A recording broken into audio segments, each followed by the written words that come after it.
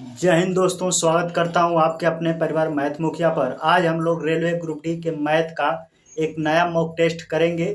बिल्कुल ये क्वेश्चन आपके एग्जाम पे आधारित होगा, यानी रेलवे ग्रुप डी के एग्जाम पर ही आधारित होगा। तो आइए स्टार्ट करते हैं। एक बात और आपको बता दें कि इस प्रैक्टिस सेट में आप कुछ स्मार्ट अप्रोच भी सीखेंगे कि किस तरह हार्ड प्रश्नों को भी आप देखते ही पेपर में बिना पेन उठाए उसको भी हल कर सकते हैं। तो आइए स्टार्ट करते हैं। पहला क्वेश्चन क्या कर रहा है आपके स्क्रीन पर, आइए देखते हैं। पहला क्वेश्चन कर रहा है कि रिवर राफ्टिंग के लिए अंकित मनाली गया था। रिवर राफ्टिंग का मतलब होता है कि पानी में नाव से चलना। तो रिवर राफ्टिंग के लिए अंकित मनाली गया था। वह स्थिर जल में 12 किलोमीटर प्रति घंटे की गति से नाव चलाता है, यानी नाव की चाल दे दिया है। समान दूरी को तय करने में उसे धारा के अनुकूल नाव चलाने की तुलना में धारा के प्रतिकूल नाव चलाने में 2 गुना समय लगता है। तो नदी की धारा की गति ज्ञात कीजिए। बिल्कुल शानदार क्वेश्चन। रेलवे ग्रुप डी में बिल्कुल ऐसे ही बेस क्वेश्चन पूछे जाते हैं। जब भी इस तरह के क्वेश्चन पूछे जाए तो कुछ चीजें हैं आपको ध्यान में रखना है। ध्यान से देखिए, एक तरफ लिखते हैं अनुकूल चाल, इस तरफ लिखते हैं प्रतिकूल चाल। जो क्वेश्चन आपको दिखाई दे रहा होगा स्क्रीन पर, उस तरह के जब भी क्वेश्चन आए तो एक तरफ अनुकूल चाल लिखते हैं, दूसरी तरफ प्रतिकूल चाल।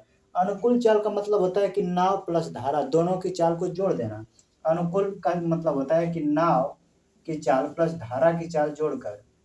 अब प्रतिकूल में होता है कि नाव की चाल में से धारा की चाल घटा देना है। इसी बेस पे आपका क्वेश्चन लग जाएगा। आइए हल कर देते हैं। आपके पेपर में दे दिया है नाव की चाल। नाव की चाल दे दिया है 12 किलोमीटर प्रति घंटा। मैं सिर्फ 12 लिख देता हूँ।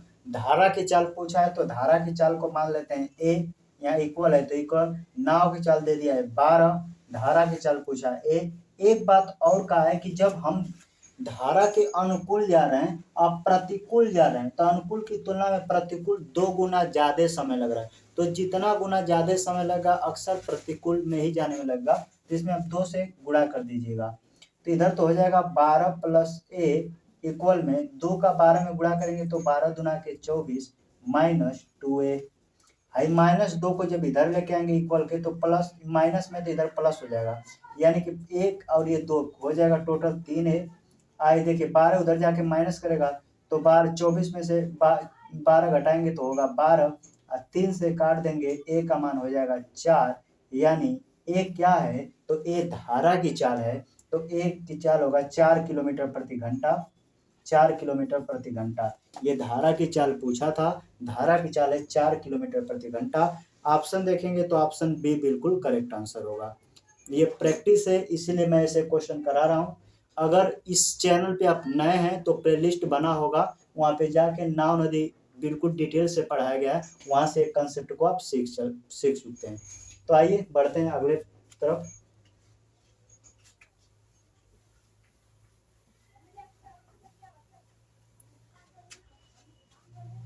अगला क्वेश्चन कर रहा है कि गेहूं के मूल्य में 20% की कमी होने पर ग्राहक 160 रुपए में 8 किग्रा अधिक गेहूं खरीदता है। तो मूल्य में कमी होने से पहले गेहूं का प्रति किग्रा मूल्य क्या था। ये आपसे क्वेश्चन पूछा गया है जो कि स्क्रीन पर दिखाई दे रहा होगा। इसको लगाने का अच्छा तरीका क्या है मैं आपको बता रहा हूँ। सबसे पहले आपको प्राइस लिखना है, दूसरा क्वांटिटी।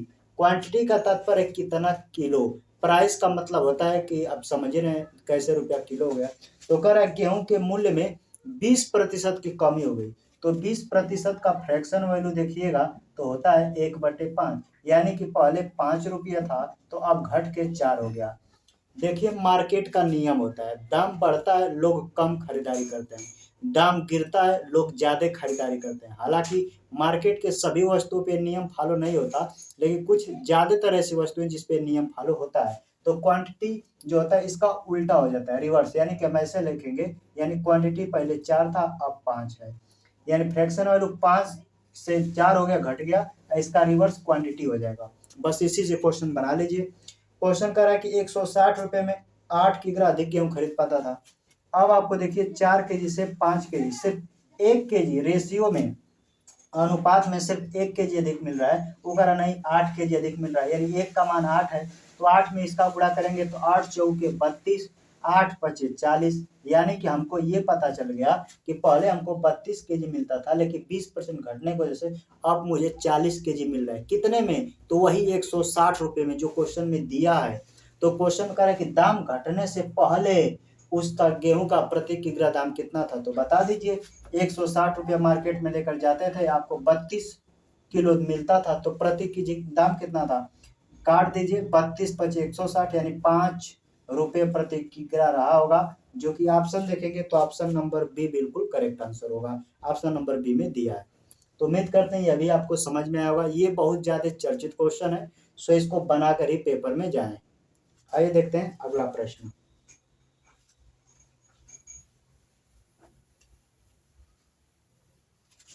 अगला क्वेश्चन कर रहा है कि 50 पैसे 2 रुपये और 5 रुपये की सिक्कों की संख्या का अनुपात 5:4:3:1 है। यदि सिक्कों की कुल धनराशि 285 रुपये है, तो 25 पैसे और 5 रुपये के सिक्कों की संख्या के बीच अंतर कितना है? सिक्कों पे आधारित प्रश्न है, लेकिन थोड़ा सा डीपली जाने का प्रयास किया है, लेकिन आसान है, बना लेंगे आप। सबसे पहले कितने वैरायटी के सिक्के सबको लिख लेते हैं। तो अब सबसे दिए 25 पैसे के सिक्के हैं, फिर क्वेश्चन है 50 पैसे के सिक्के हैं, फिर डायरेक्टली 2 रुपये के सिक्के हैं और 5 रुपये के सिक्के हैं। इनके संख्या का अनुपात दे दिया है। देखिए संख्या की बात करें तो संख्या का अनुपात है 5, 4, 3 और 1। इनकी संख्या का अनुपात। अब क्वेश्चन में कुल राशि दे दिया है। राशि देखिए, यानी कि मूल्य जो है, मूल्य दे दिया है कितना, तो 285 रुपया मूल्य दे दिया है। तो मूल्य इनका निकाल लेंगे, तभी मूल्य के बराबर मूल्य रखेंगे, जो अनुपात में 1 का मान आएगा। 25 पैसे और 5 रुपये के सिक्कों का जो अंतर आएगा उसके अनुपात में गुणा कर देंगे, आपका आंसर आ जाएगा। तो सबसे पहले पेपर में आप क्या करेंगे, ध्यान से देखिए। आपको 25 पैसे और 5 रुपये के सिक्कों का अंतर पूछा है, तो डायरेक्ट 5 और 1 अंतर करेंगे, तो देखिए इनका अंतर करेंगे तो आएगा 4। पहला स्टेप में ये देखिएगा कि जो उसका अंतर आएगा वो 4 से कटेगा। आंसर देखिए 4 से कटने वाला, तो ऑप्शन नंबर 4 से कटने के लिए 80 भी कटेगा, 40 भी कटेगा, 60 भी कटेगा, 30 नहीं कटेगा, जिससे कि ये पता हो गया कि 30 आंसर तक कभी नहीं आ सकता। अब अगला स्टेप में पूरा हल करते हैं। खास तौर से कभी एक ही ऑप्शन कटता तो आसान से लगा लेते।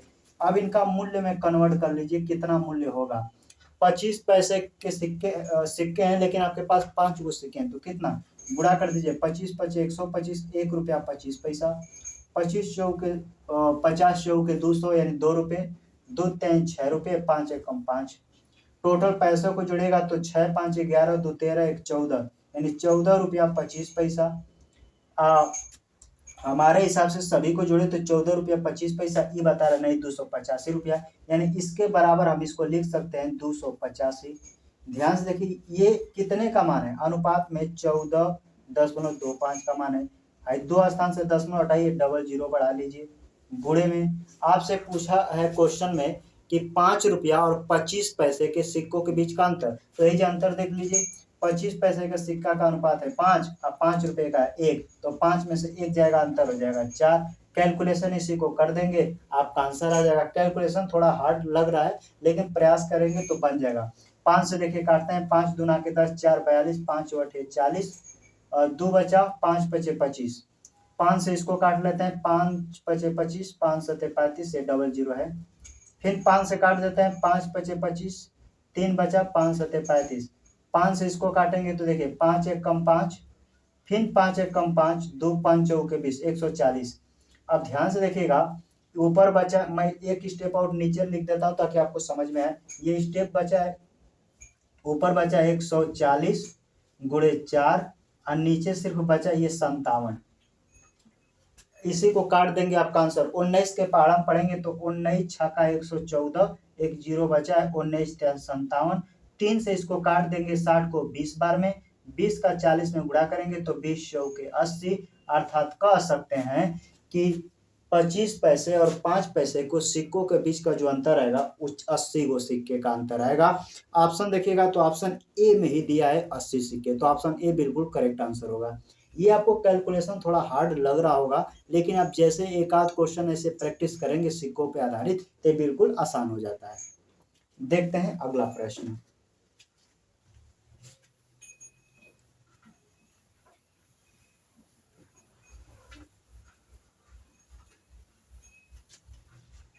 आइए अगला प्रश्न देख लेते हैं। अगला क्वेश्चन कह रहा है कि 20% और 30% और 10% की 3 क्रमिक छूट के बाद त्योहारी सीजन की बिक्री के दौरान 1000 रुपये के अंकित मूल्य वाली एक कांस्य वस्तु बेची जाती है। एक ग्राहक द्वारा त्योहारी सीजन के दौरान वस्तु खरीदने पर भुगतान की जाने वाली राशि रुपये में क्या होगी? बिल्कुल आसान क्वेश्चन है, आप बना सकते हैं। कह रहा है कि 1000 रुपये की कोई वस्तु है, इस पे 3 क्रमिक छूट दी जाती है। पहला छूट दिया 20% का तो हो गया 80/100। दूसरा छूट दिया 30% का तो 100 में से 30 घटाएंगे बचेगा 70/100। तीसरी छूट देता है 10% का तो 100 में से 10 जाएगा 90/100। यही काटने के बाद जो आएगा आपका आंसर आ जाएगा। अब यहाँ से थोड़ा सा स्मार्ट तरीका लगाना है कि कैसे हम आंसर लाएंगे। ध्यान से समझिए, अगर ये संख्या 9 है, 9 का किसी भी संख्या के साथ अगर आप गुणा करते हैं तो इसका नियम होता है कि अंकों का योग 9 बना लेता है। फिर से समझिए, पहला स्टेप, 9 को किसी भी संख्या के साथ गुणा करते हैं तो अंकों का योग 9 बना लेता है। तो देखिए इसमें 9 आया है, 9 का किसी भी संख्या के साथ गुणा करेंगे तो 9 बना लेगा। ये डिजिटल सम का नियम होता है। तो यहाँ पे डिजिटल सम लगाइए, 9 का किसी भी के साथ गुणा करेंगे तो 9, तो जो हमारा आंसर आएगा उनके अंकों का योग भी 9 ही होना चाहिए। तो आइए चेक करते हैं। पहला ऑप्शन दिया है 564, जोड़ेंगे तो 6 4 10 5 15 हो जाएगा। अब 15 को भी आपस में जोड़ेंगे तो 5 1 6 बन रहा है, जो कि पहला आंसर नहीं हो सकता, क्योंकि अंकों का योग पूरा 9 होना चाहिए।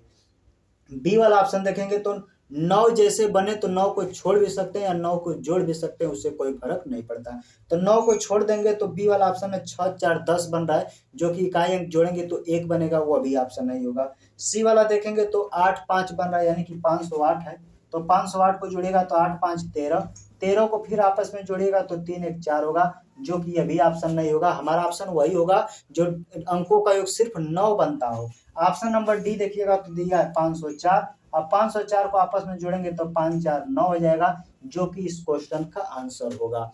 तो ऑप्शन नंबर डी बिल्कुल करेक्ट आंसर होगा। तो आप थोड़ा स्मार्ट तरीका लगाएं ताकि पेपर में अच्छे मार्क्स ला पाएं। तो इसका सही आंसर होगा 504, जो कि ऑप्शन नंबर डी हो। जब भी आपको 9 दिखे ऊपर कैलकुलेशन में, तो 9 का किसी भी संख्या के साथ मल्टीपल करते हैं यानी गुणा करते हैं तो अंकों का योग 9 बना लेता है। ये डिजिटल सम का नियम होता है। तो ये 9 दिख रहा है, गुणा करेगा तो अंकों का योग 9, और सिर्फ ऑप्शन नंबर डी में दिया है 504, इनके अंकों का योग 9 आ रहा है, तो ऑप्शन नंबर डी बिल्कुल करेक्ट आंसर होगा। आइए देखते हैं अगला प्रश्न। आप चाहे तो कैलकुलेशन भी कर सकते हैं, लेकिन पेपर में स्मार्ट तरीका सीखिए। अगला क्वेश्चन कह रहा है, एक वस्तु की कीमत 5,000 रुपये से 2,000 रुपये कम है, यानी एक वस्तु की कीमत 5,000 रुपये से 2,000 रुपये कम है, अर्थात वस्तु कितनी का है? 3,000 रुपये का है। क्वेश्चन आपको घुमा कर पूछा है। एक वस्तु की कीमत 5,000 रुपये से 2,000 रुपये कम है, डीलर 10% की छूट प्रदान करता है और खुदरा विक्रेता अपने क्रय मूल्य पर 5% की छूट प्रदान करता है। ग्राहक के लिए अंतिम विक्रय मूल्य क्या है? बिल्कुल शानदार क्वेश्चन आप लगा सकते हैं। 5,000 रुपये की चीज है लेकिन 2,000 रुपये कम है, तो वस्तु कितने की होगी? तो 5,000 में से 2,000 कम कर देंगे, कहेंगे सर 3,000 का है। इसमें पहला छूट 10% का है तो हो जाएगा 90/100। दूसरा का छूट कर 5% का छूट है तो हो जाएगा 95/100। कैलकुलेशन कर दीजिए, आपका आंसर आ जाएगा। आप वही स्टेप लगा लीजिए। इसमें देखिए 9 है, 9 का किसी भी संख्या के साथ गुणा करेंगे तो अंकों का योग 9 बनाएगा। तो पहले आइए चेक कर लेते हैं 9 से कौन सा ऑप्शन कट रहा है। ऑप्शन नंबर अगर देखिएगा सी को मैं उठा लेता हूँ तो 5 5 10 7 16 2 18। ऑप्शन नंबर सी उठाइएगा तो जो लिखा है ऑप्शन सी में, ऑप्शन सी 25 65, इसी के अंकों का योग जोड़िएगा तो 9 बनेगा, और किसी के अंकों का योग 9 नहीं बन रहा है। जैसे जोड़िए 5 6 11 11 5 16 16 2 18, 18 को जैसे आपस में जोड़िएगा तो हो जाएगा 8 1 9। और डिजिटल सम का नियम कहता है कि तब तक संख्या को जोड़े जब तक वो 1 डिजिट यानी सिंगल वर्ड में न आ जाए। तो अंकों का योग 9 बन रहा है, जो कि ऑप्शन नंबर सी है। बाकी कोई ऑप्शन जोड़ के देखिए अंकों का योग 9 नहीं बनेगा। तो इसका सही आंसर होगा ऑप्शन नंबर सी। आइए बढ़ते हैं अगले क्वेश्चन की तरफ।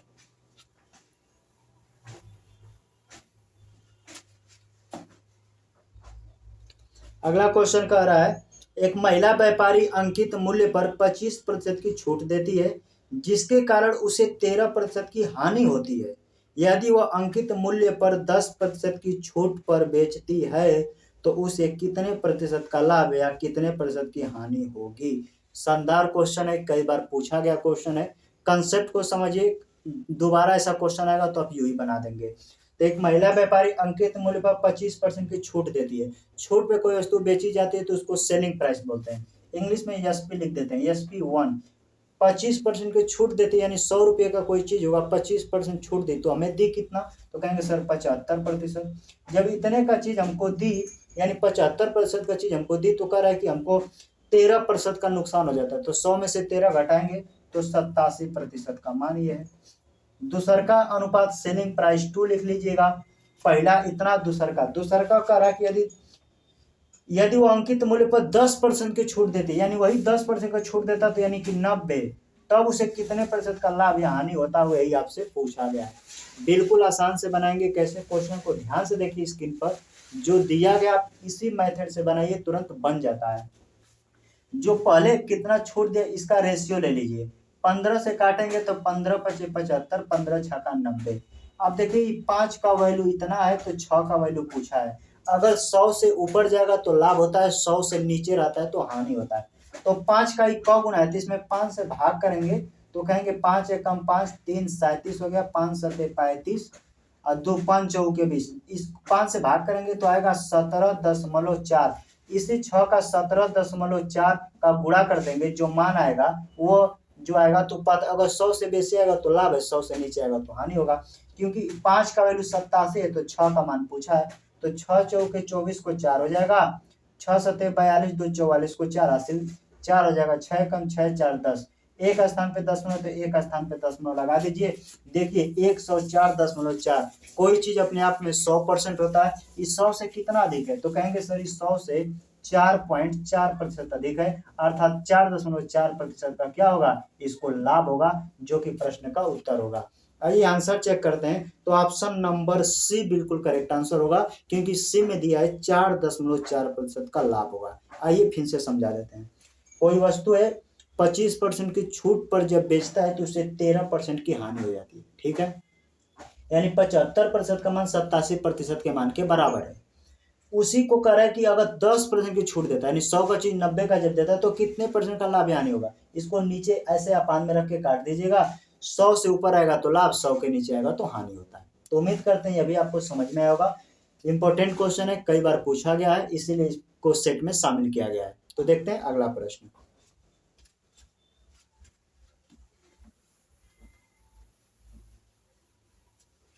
अगला क्वेश्चन कर रहा है, एक वस्तु का अंकित मूल्य 11,500 रुपये है, इस पर 25% की छूट दी गई, जिसके बाद 15% का लाभ हुआ। वस्तु का क्रय मूल्य ज्ञात कीजिए।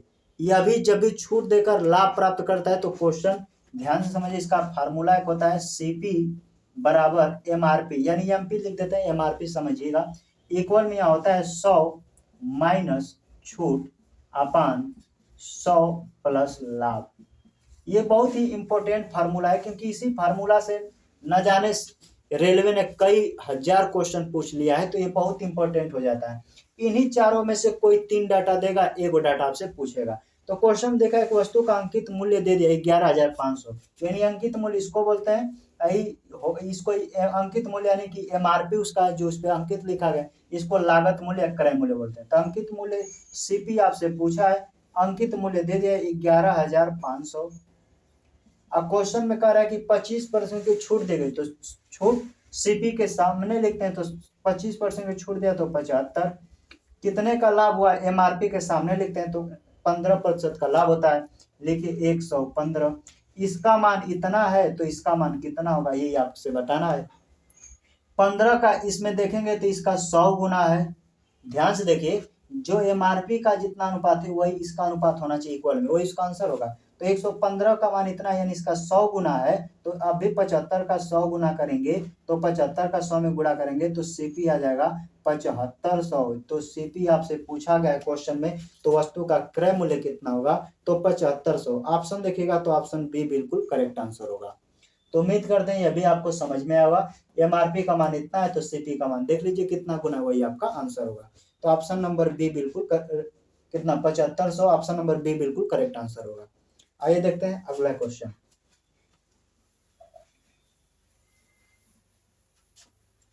अगला क्वेश्चन कर रहे हैं, एक दुकानदार किसी वस्तु को 740 रुपए में खरीदता है और 30% का लाभ प्राप्त करने के लिए उसे वस्तु को किस मूल्य पर बेचा जाना चाहिए। तो आइए, बेचा जाना चाहिए यानी आपसे सेलिंग प्राइस पूछा है। सेलिंग प्राइस में कैसे निकालते हैं, ध्यान से देखिए। वस्तु 740 रुपए में है, हमेशा जब भी आप सेलिंग प्राइस निकालिएगा अर्थात विक्रय मूल्य निकालिएगा तो 100 को नीचे रखते हैं और जितना लाभ आने हुआ है उसको गुणे में रखते हैं। 30% का लाभ चाहिए तो गुणे में रख दीजिए 130, डबल जीरो से डबल जीरो काट दीजिए, 3 का गुणा करेंगे 4 के साथ तो 3, 3 चौके 12 का 2 यानी इकाई अंक 2 आना चाहिए। इकाई अंक 2 ऑप्शन नंबर बी में सिर्फ दिया है, अर्थात आंसर आने वाला है 962। यही आपका आंसर हो जाएगा, क्योंकि पेपर में आप टिक लगा कर आने वाले हैं तो इकाई अंक से पकड़ेंगे तो बहुत ही जल्द चल जाएंगे। देखिए 3 चौके 12 यानी इकाई अंक 2 आने वाला है। ऑप्शन नंबर बी में ही सिर्फ दिया है 962 और 962 का इकाई अंक 2 है, तो ऑप्शन नंबर बी बिल्कुल करेक्ट आंसर होगा। तो उम्मीद करते हैं यह भी आपको समझ में आएगा। वन लाइनर क्वेश्चन है लेकिन ऐसा भी क्वेश्चन एग्जामिनर पूछता है। आइए देखते हैं अगला क्वेश्चन।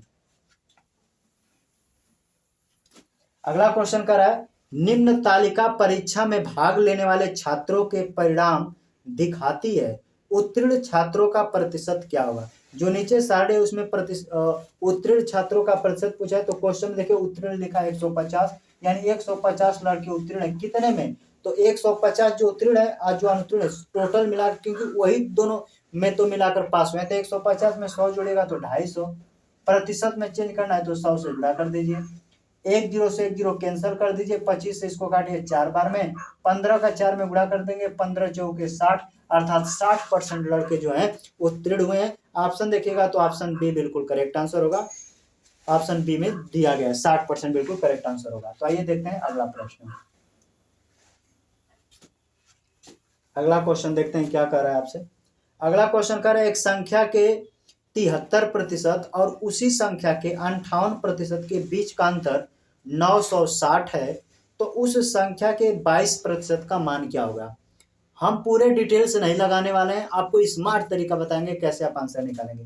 अगर पूरा डिटेल से निकालते तो ऐसे निकालते 73% अंतर करते 58% का, जो प्रतिशत का मान आता उसके बराबर लिखते 960, फिर उसका 22% निकालते तब आंसर आता। हम इतना कुछ नहीं करने वाले।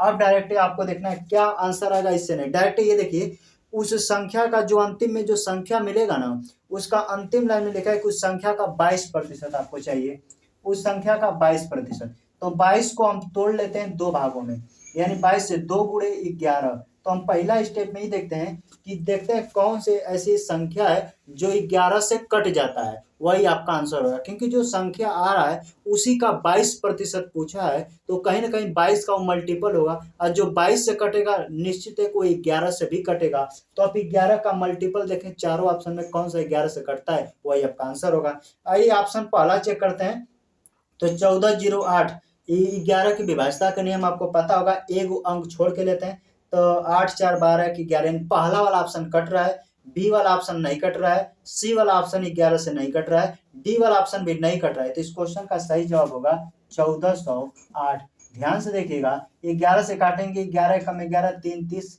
11 दूना 22 8 88, यही 11 से कट रहा है और कोई ऑप्शन 11 से नहीं कट रहा है। तो इस क्वेश्चन का सही जवाब होगा 1408। उम्मीद करते हैं कि आपको समझ में आया होगा। जितना अंतिम में पूछा उसका कितना परसेंट उसी संख्या का मल्टीपल देखिए वही आपका आंसर होगा। तो क्वेश्चन नंबर ए बिल्कुल करेक्ट आंसर होगा।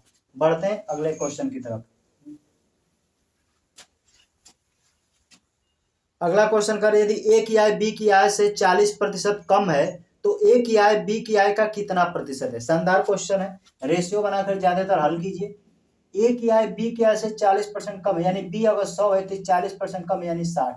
इनका रेशियो लेंगे तो 20 3 60, 20 25 100। आप क्वेश्चन कर रहे हैं कि जो ए की आय है बी की आय का कितना प्रतिशत है, यानी ए जो 3 है आय बी 5 है, कितना प्रतिशत है। तो आपको पता होगा कि 1/5 20% होता है, तो उसका 3 गुना है तो 60% हो जाएगा, या तो आप ऐसे कर लीजिए 5 से काट देंगे 20 बार में, 20 का 3 में गुणा करेंगे, 20 3 60% होगा, अर्थात जो ए है बी का 60% है। तो ऑप्शन नंबर बी बिल्कुल करेक्ट आंसर हो जाएगा।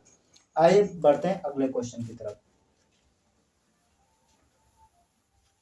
अगला क्वेश्चन कह रहा है, परीक्षा में पास होने के लिए एक छात्र को अधिकतम कुल अंकों में से 975 अंक प्राप्त करने की आवश्यकता होती है, अर्थात 975 अंक प्राप्त करेगा तो पास हो जाएगा। प्रिया ने 870 अंक प्राप्त किए और उसे 7% से विफल घोषित किया गया, तो परीक्षा में एक छात्र को अधिकतम कुल अंक कितने मिल सकते हैं, यानी परीक्षा का पूर्णांक पूछा है। सोचिए 975 अंक अगर लाता तो पास हो जाता, लेकिन अंक पाया है 800 कितना 870, 870 घटाएंगे तो 501 यानी 105, यानी 105 नंबर और पा जाता तो पास हो जाता, और कह रहा नहीं 7% अंक से फेल हो जाता है। तो 105 जो है इस 7% का मान है, परसेंटेज हटाएंगे गुणे में इधर 100 लगा देंगे, यही परीक्षा का टोटल पूर्णांक निकल जाएगा। बिल्कुल आसान क्वेश्चन है, आप बना सकते हैं। 975 में से 870 घटाएं अर्थात 105 नंबर से वो फेल हो गया, 105 नंबर को परसेंटेज में कन्वर्ट करके बता रहा है कि 7% से फेल हो गया, यानी 105 7% का मान है, प्रतिशत हटाए 100 लगा दिए, 7 यहाँ पे काटेंगे तो 15 बार में 15 का 100 में गुणा करेंगे 1500, अर्थात परीक्षा का जो पूर्णांक था वो 1500 था। ऑप्शन देखिएगा तो ऑप्शन सी बिल्कुल करेक्ट आंसर होगा। आसान क्वेश्चन है लेकिन ऐसा भी क्वेश्चन पूछा जा रहा है। आइए देखते हैं अगला क्वेश्चन।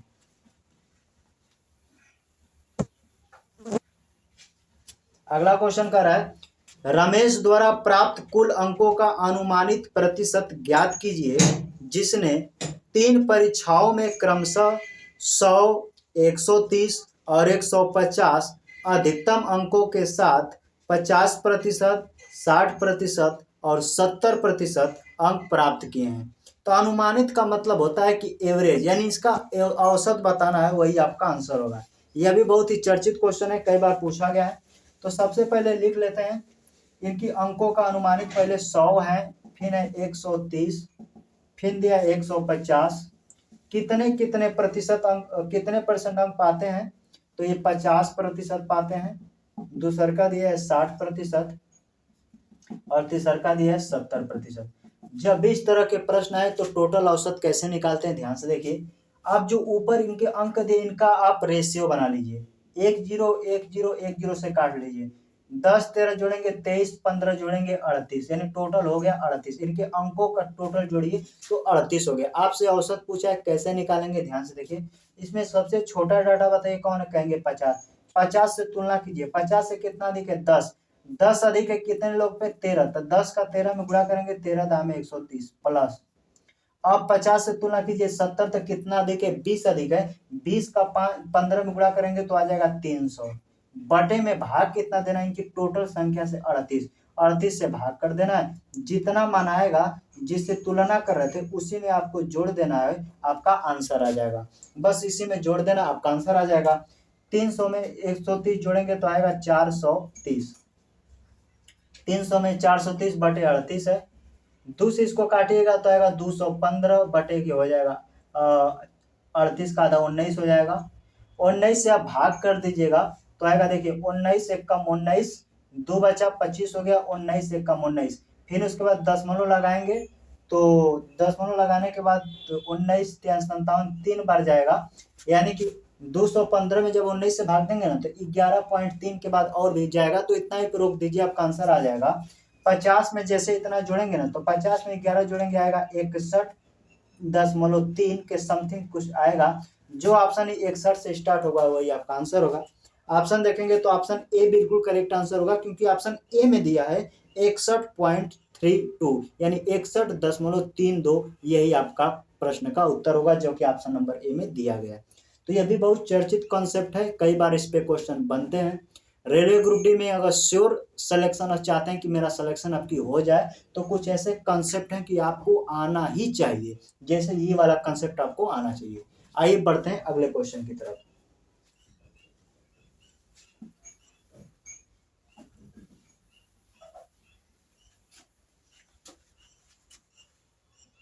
अगला क्वेश्चन कह रहा है, यदि चीनी की कीमत 20% घट जाती है तो गृहिणी को अपनी चीनी की खपत को कितने प्रतिशत बढ़ाना चाहिए ताकि उसके चीनी पर खर्च अपरिवर्तित रहे।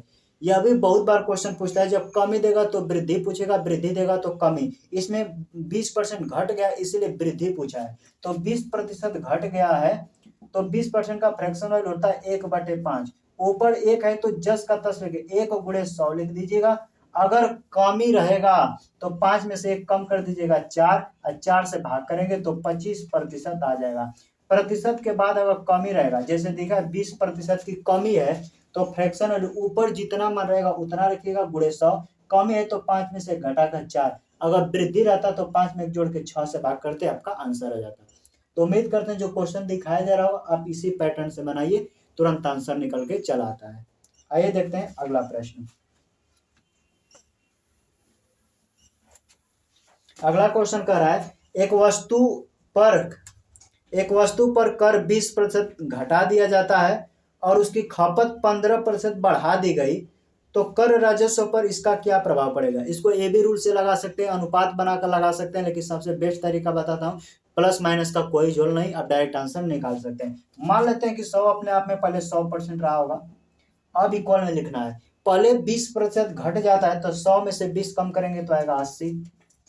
अगला स्टेप में कह रहा है 15% बढ़ जाता है तो 100 में जोड़ देंगे 115 बटे का 100। 100 सिर्फ एक बार लिखना है। यहाँ से 1 जीरो से 1 जीरो काट दीजिए, 5 से काटिए 2 बार में, 5 से काटेंगे 23 बार में, 2 से इसको काट देंगे 4 बार में, 23 चौके 92। यानी ध्यान से देखिए पहले 100% था अब 92% हो गया। कितना कमी हुआ है तो कहेंगे सर 100 था 92 हो गया है, 8% की कमी हुआ है। ऑप्शन देख लेते हैं। ऑप्शन देखिएगा तो ऑप्शन बी बिल्कुल करेक्ट आंसर होगा, क्योंकि ऑप्शन बी में दिया है कि 8% घट जाता है, तो इसका correct answer option number B होगा। तो आइए देखते हैं अगला प्रश्न।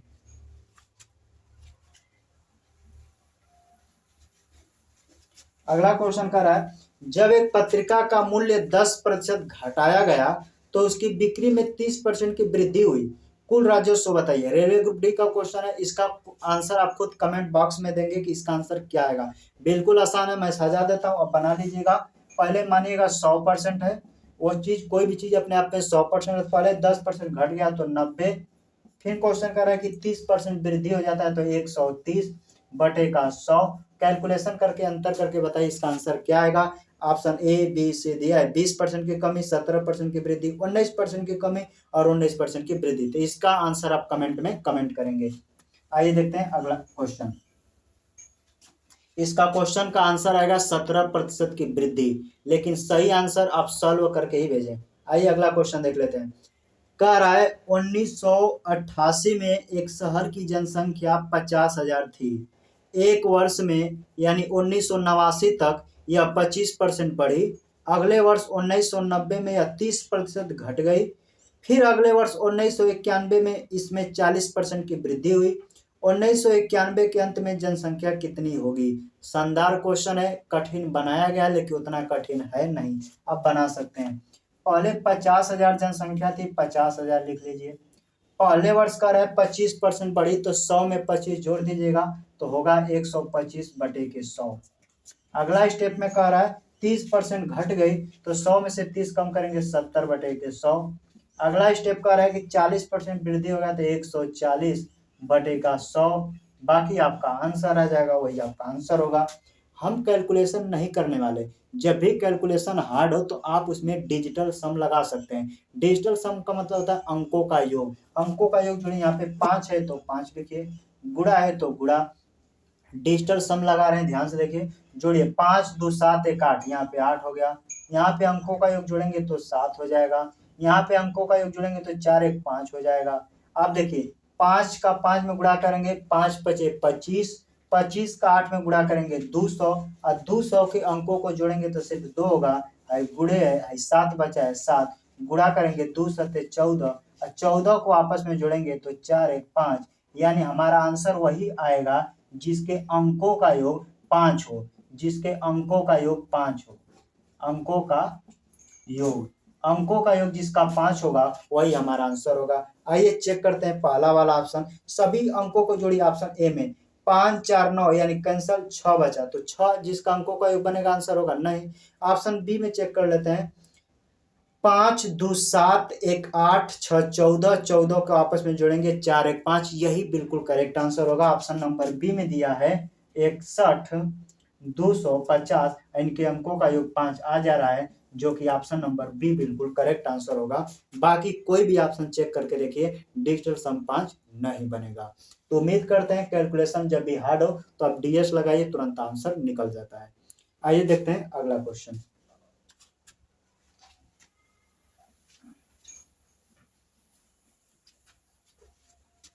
अगला क्वेश्चन कह रहा है अमर और कोमल की आय का अनुपात 5:4 है और उनके व्यय का अनुपात 2:1 है। यदि इनमें से प्रत्येक प्रतिमाह 6,000 रुपये बचाता है तो अमर की आय ज्ञात कीजिए। वैसे तो इसको लगाने का कई मेथड है, लेकिन आसान तरीका बताता हूँ आपको कैसे लगाना है। एक वो अमर है और उसके बाद कोमल है, कोमल। अमर और कोमल का जो आय का अनुपात है, क्योंकि अंतिम में आपसे आय पूछा है तो सिर्फ आय का अनुपात लीजिए, उन्हीं से आंसर आप निकाल दीजिएगा। देखिए आय का अनुपात है 5:4, अमर का 5 है, कोमल का 4 है। अंतिम में पूछा है कि अमर की आय बताइए, अमर की आय बताइए। पहला स्टेप ध्यान से देखिए, जो भी नीचे कहानी कथा कहा गया उससे आपसे कोई लेना दें, डायरेक्ट आंसर ट्रिक बताते हैं कैसे आंसर आपका निकलेगा। अमर का अनुपात है 5, तो जो हमारा आंसर आएगा वो 5 से कटेगा, लेकिन ऑप्शन खासियत है कि सब में 0 0 है, तो सबे कटेगा, तो सब तो आंसर होगा नहीं, कोई एक ही आंसर होगा। तो कैसे आंसर देंगे, ध्यान से देखिए। अगर ऑप्शन में देखिएगा तो 3 जीरो सब में कॉमन है, 3 जीरो हटा देते हैं, तो ऑप्शन ए में से 3 जीरो हटाएंगे बचेगा 6, बी में से हटाएंगे 3 जीरो बचेगा 12, सी में से 3 जीरो हटाएंगे तो बचेगा 8, डी में से 3 जीरो हटाएंगे तो 10। आप बताइए कि अमर का आय पूछा था, अमर के आय का अनुपात 5 है, 3 जीरो सब में कॉमन था, इसीलिए मैंने 3 जीरो हटा दिया है। अब बताइए 5 से कौन सा ऑप्शन कट रहा है, तो कहेंगे option number sir D cut रहा है, तो 100% बता रहे हैं इसका आंसर आएगा 10, और 10 वाला आंसर कितना है, 10,000। तो यानी ऑप्शन नंबर डी 10,000, क्योंकि 3 जीरो आप हटाए थे तो आंसर लगाकर 3 जीरो लगाएंगे तो इसका आंसर ऑप्शन नंबर डी होगा, अर्थात 10,000। तो जो जिसका भी आय पूछेगा उस आय का अनुपात लीजिएगा, अनुपात से पहले डिवाइड कीजिए, सब में जीरो कॉमन है तो जीरो से जीरो काट दीजिए और उस अनुपात से जो कटता है वही आपका आंसर हो जाएगा। तो उम्मीद करते हैं अभी आपको समझ में आया होगा। देखते हैं अगला प्रश्न।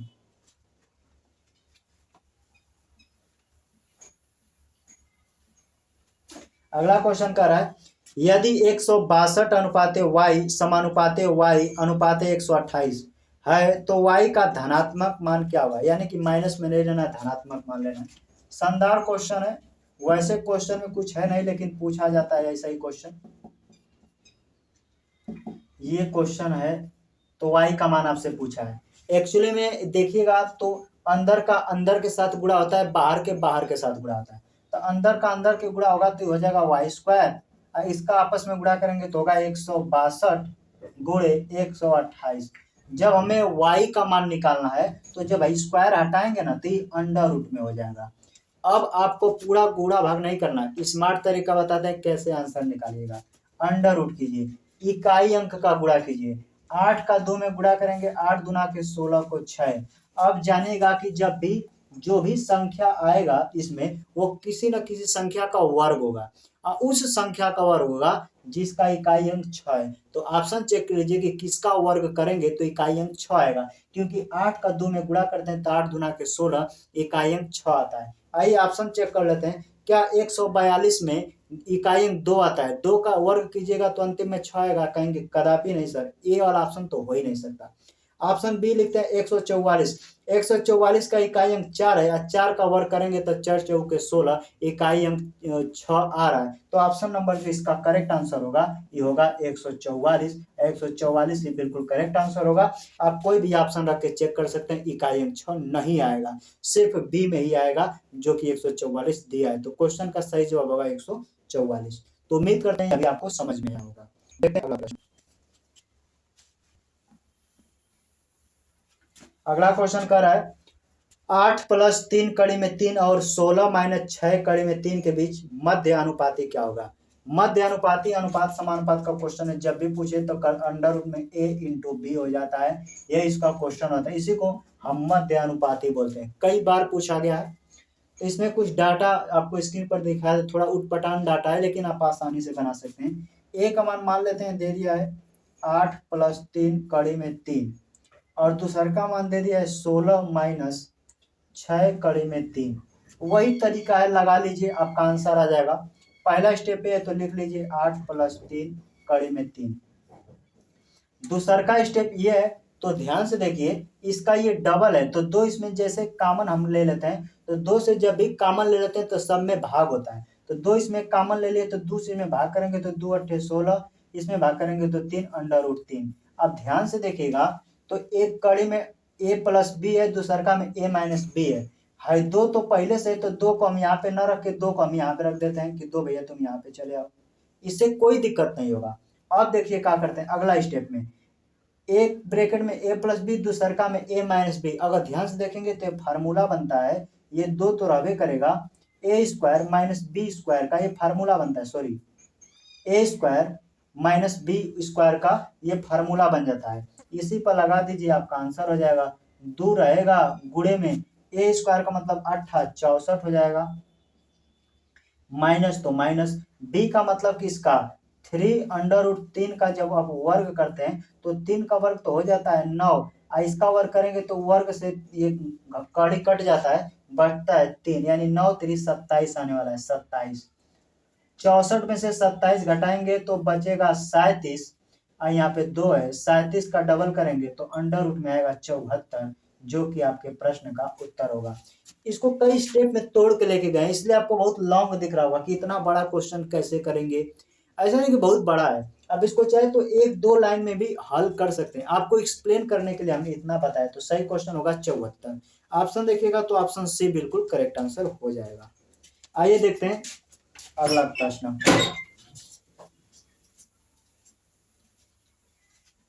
अगला क्वेश्चन कह रहा है 4, 10, 12, 24 में प्रत्येक में कौन सी संख्या जोड़ी जानी चाहिए जिससे परिणामी संख्या समानुपातिक हो जाए।